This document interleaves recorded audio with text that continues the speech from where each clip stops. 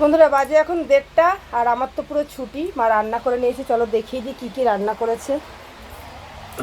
যাই হোক, রান্না ভাত খাচ্ছি, বেশ ভালোই লাগছে।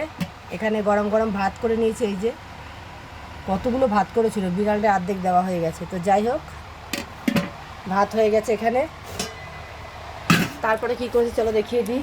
এই যে এখানে করেছে সেই শাক এনেছিল না কালকে, তোমরা অনেকে নোটে শাক ভেতর বলেছো, সেটাই পেঁয়াজ রসুন শুকনো লঙ্কা ফোড়ন দিয়ে ভাজা করেছে। এটা হচ্ছে কালকের একটু ইঁচড়ের তরকারি, এটা হচ্ছে কালকের চাটনি, আর এটা হচ্ছে পটল ভাজা। এই যে পটল ভাজাটা খুব সুন্দর হয়েছে। আচ্ছা, এখানে করেছে এই দেখো আম দিয়ে ডাল, দেখতে পাচ্ছ, আম দিয়ে ডাল করেছে। আমার মার রান্নাটা তো জানোই কতটা সুন্দর।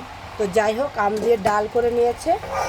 আর এখানে করেছে মাছের ডিমের তরকারি আলু দিয়ে, দেখেছো তো রান্নাটা, শুধু দেখো, জাস্ট দাও। যেহেতু আমার মা রান্না করছে তাই আমি খাবো, আর তোমরা শুধু দেখবে আর কি করবে। তো যাই হোক, রান্নাটা কেমন হয়েছে অবশ্যই কমেন্টে জানিও।